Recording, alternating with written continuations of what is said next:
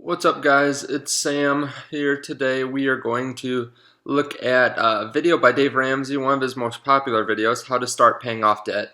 And I'm going to look at this because I came home from school about 2 years ago, about a year and 9 months ago actually, and I've paid off about $55,000 worth of debt off of my student loans. And a lot of that has just been due to staying at home with my parents and paying very little, reducing my cost of living while I paid this off, and then just pushing as much money from side hustles and my day job into paying off my debt. Now, I only started off making $18 an hour at the job that I went to, and I got raises and I found new ways of making money. You can watch some of my other videos for that, but I'm going to start this video here and give my reaction to it because I think that Dave Ramsey is really good at explaining to people how to pay off debt, and a lot of it just isn't fancy, it isn't fun, it's just shoveling a lot of money and reducing your expenses. But I know there's a certain way that he likes to pay off debt, and I'm going to explain how I did it differently. So we'll start here. Daryl is with us in Richmond, Virginia. Hi, Daryl. How are you? I'm good. How are you, Dave? Better than I deserve. What's up? So I've got a situation. I need some advice. Me and my fiance, our combined debt is over $96,000. We make a combined income of about $67,000. Okay, so right here, they have mid $90,000 worth of debt, and they make $67,000. So they don't make a lot. That I guess is about the national average for salary. For salary. At that rate, if you think maybe they get $55,000 after taxes, that is about a year and a half's worth, a little bit more, a year and a half to 2 years worth of money if they put all their money at their debt. So that's a big load of debt. For me, I had 3.5 years to 4 years when I got out of college worth of debt that I had to pay off. And I paid off a lot of it very quickly. So it seems like before we even start this, a big part of their debt journey is going to be increasing their salaries, and then just making sure that their expenses are low, because if they spend, $50,000 of their $55,000, they are going to have a really long-term payoff on their debt, and possibly, depending on the interest rate, they won't be able to pay it off in general. So we'll continue here. They'll probably talk about interest rates. And we have a baby daughter that goes to daycare. So each paycheck is very little left over after everything is paid. We're kind of relying on incentives that we get from work each month to kind of get us through the month. But we don't know where to start. We started watching your videos and everything, but we have no idea, what we should do to start getting out of debt. Because it doesn't seem like we have enough wiggle room. Okay. You said your fiance. When will you be getting married? We haven't decided that yet, because we don't have any savings. We don't have any extra money to plan a wedding or anything. So, you could have a ceremony later and get married, because here's your problem. When you're running two separate households as one, it creates all kinds of confusion. And in the financial space in particular is where this is most revealed. And so you're gonna trip over some of this at some point. And so you guys are running around acting like you're married. You might as well just be married. Is what I'm saying. So anyway, okay. Sidebar. But here's the problem: is you can't mess with her accounts. She can't mess with your accounts. You're not married, technically, and so you can get yourself into all kinds of potential issues in your relationship as well as in the legality of things if something goes sideways. Now, what kind of debt is the $96,000?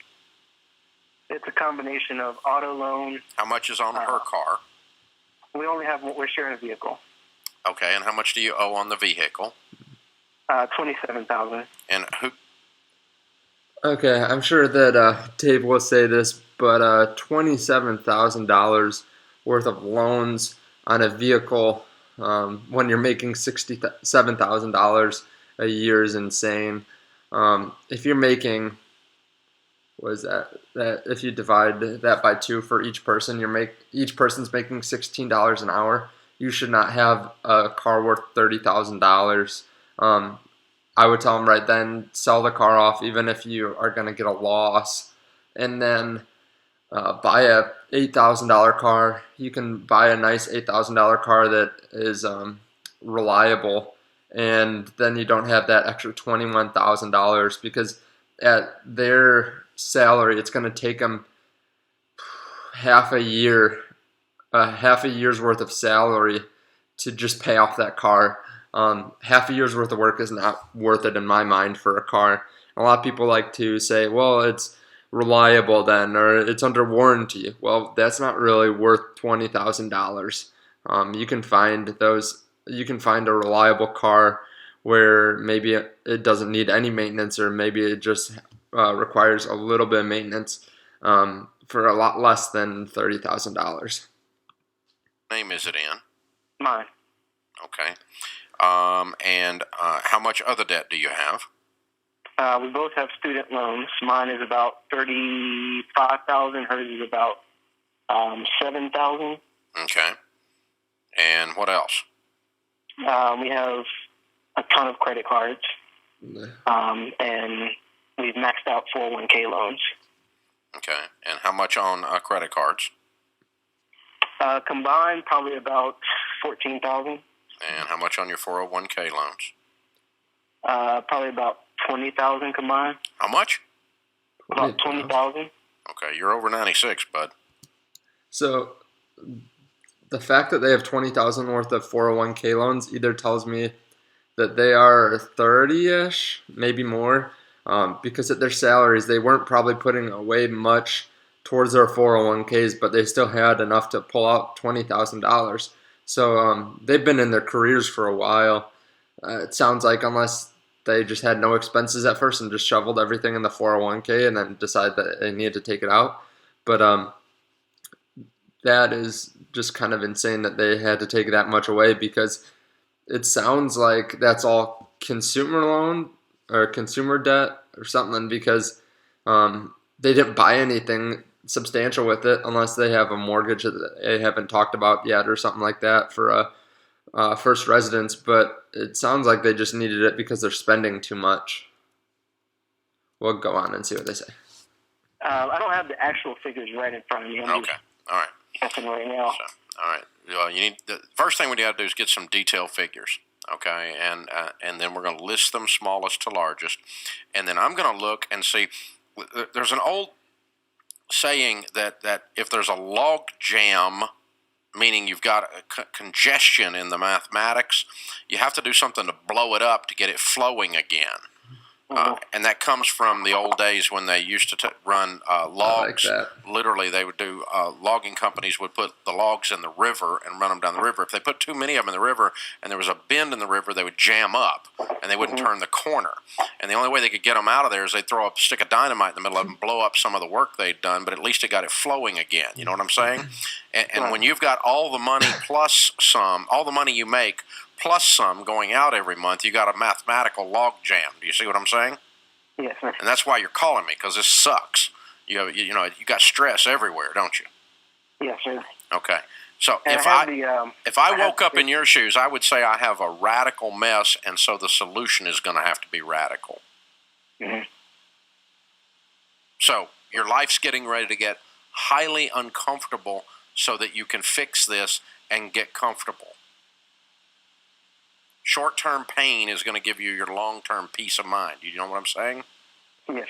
So if I woke up in your shoes, what I would do is I would get on a written budget every month before the month begins. And that is jump on everydollar.com. It's a free online tool.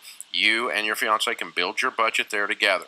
The second thing I would do is I would sell everything in sight. I'd have a garage sale. I'd sell your car. Your car is absurd.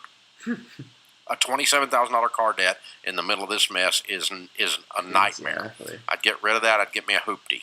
I might get me two hoopties, two $1,000 cars, so each of you have a car and you've got a spare.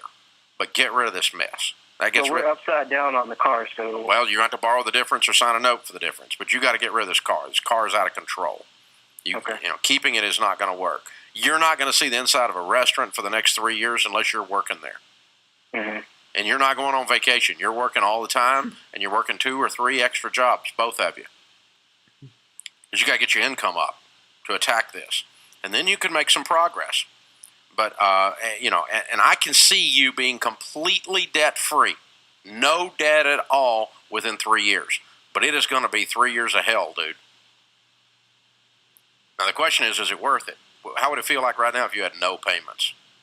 That would be awesome. Yeah, awesome enough to go through 3 years of hell, because that's what you're getting ready to do. Your friends are going to make fun of you. You got no cable. You don't eat out. You don't go on vacation. All you do is work, pay debt, and sell everything that you can sell. Mm. If you'll do that, you can turn this around. But that's the formula. There's no real kind of thing that we have a magic wand we can just wave, or I can sell you a bottle of get-out-of-debt pills or something. There's no such thing. It's hard work, and it's deep sacrifice. And, dude, you've got a big enough mess here with that baby and this girl looking at you to get married, and, this stuff's piling in on you. You got to be feeling the pressure. If I was you, I would be, aren't you? Absolutely. And for me, I'm just going, this sucks, but so I'm gonna get radical and clean this up and get my life back. So if I understand, you say it is okay to get just a little bit more debt to get out of. The car. Well, you've already got $27,000 in debt. If you sell it for $25,000, you sign a note for $2,000. Now you got $2,000 in debt instead of $27,000. Right. It's not more debt; it's less debt. It's a different debt. I mean, you may have that little $2,000 over at the credit union or something, and you might borrow $4,000 because you get you 2 little $1,000 cars or something. But still, we're going from 27 down to 4, or something like that. You see what I'm saying? Mm-hmm. The net result is this is a big freaking car payment. You got a $400 and something car payment, right? It's $470. Yeah. The actual total debt is $24,814. Okay. I've got all my numbers here. So. Cool. That's exactly how I would do it. Jump on to everydollar.com, and I'm going to send you a copy of the book, The Total Money Makeover. It'll give you everything to do, step by step, exactly what to do and when to go with the everydollar.com budget. And you can do this, but, I mean, the formula, Daryl, is real simple. The deeper you sacrifice, the faster you get out, and the higher probability you make it out. And so there's a direct correlation between. So, I guess I'll play. Been teaching people to get out of debt for 2 decades now. The deeper you sacrifice, the faster you get out, and the higher probability you get out at all. So, I mean, just if your broke friends aren't making fun of you and your relatives don't think you need counseling, you're not on track. This is the Dave Ramsey. Okay, so I believe a lot with what Dave Ramsey said here. A lot of people that are in debt talk about how they're in debt, or maybe they don't talk about it, but they're in debt and they still are buying things that don't really make sense. Like they're stressed, maybe they have $40,000 in student loans, but they're still going on vacation. They're going to bring their kids to some lodge or something like that, or they go down for, I don't know, they're going down to a bachelor or bachelorette party in a different state to have fun. There's just a lot of things that people will still spend money on because they don't want to feel uncomfortable saying, I really don't have the money to do it now, or they just think that they deserve it because they've spent a lot of time working, or they've paid off some debt. But the thing is, you paying for that vacation is making you more stressed out because you can't pay off your debt. So you might enjoy the vacation, but you'll enjoy it a lot more down the road when you know that you didn't sacrifice part of your time and money and have to pay interest on it over those coming years. So a lot of people think that they can't lower their expenses anymore either, but then they pick up food on the way home, or they decide that they need cable or some other subscription, and they don't spend enough time on it to make it worth it.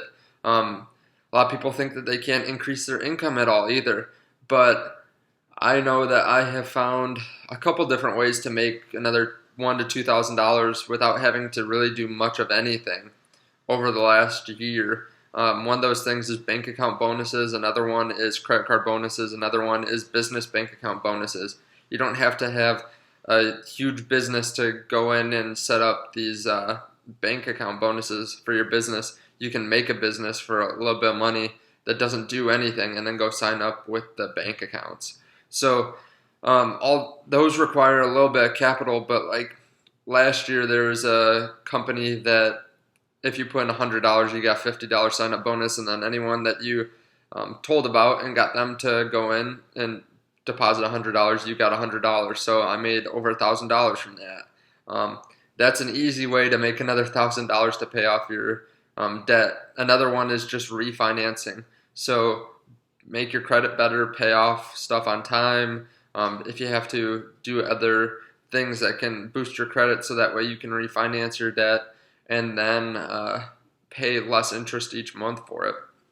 So there are a bunch of different ways to make more or to save more, but people just don't want to put in the time because they think it's not fun. A lot of people tell me, oh, that's not fun, or no, it's not worth it. But if you break it down compared to your hourly rate, I'd much rather be sitting on my computer researching how to refinance student loans for an hour than I would be working for an hour. I'd rather be sitting here, sipping coffee, and figure out a way to save $10 a month on some expense than work 6 hours at my job. So that those are equivalent. So try to knock those bigger things out because those are a lot more substantial over time than trying to, I don't know, do something else. It's not magic. You either make more or you spend less. So figure out a way to do both possibly. And then don't be too big or too important to not want to do the little things that'll help you save money. Break it down to an hourly rate type of thing. So, clipping coupons probably isn't worth your time if you make a decent hourly wage, but looking up account bonuses on doctorofcredit.com probably is. So that being said, if you're interested in this kind of stuff, do some research. You can ask me comments below because I've made about $2,500 in 6 months last year, and I'm gonna make probably more this year. And it's pretty fun stuff to see. You set up a bank account for an hour, and then you get a $300 bonus a couple months later, and you haven't done anything in the meantime. So, anyways, back to Dave's point on this. I think that getting rid of the car note's huge. I think that you should pay off. I think you should pay off the highest interest rate instead of the lowest loan amount. That's what I did with my student loans. I had some loans that were at 7.5% interest. I paid those off even though they were much more substantial. They had a higher balance. They were $25,000 or so. And I paid those off before the loans I had that were only $7,500 balance, but they were at about 4% interest rate. So I think that was better for me over the long term. I think that that's a better mathematical option, but some people just need that win of paying off a loan. So if that's you, feel free to do that, but I believe in paying off the highest interest loan first. That being said, if you have any questions, feel free to ask. I'm going to be on this page, so I'd love to be able to talk to you. If you like this kind of stuff, let me know. Hit the like button, and I will see you in the next one. Bye.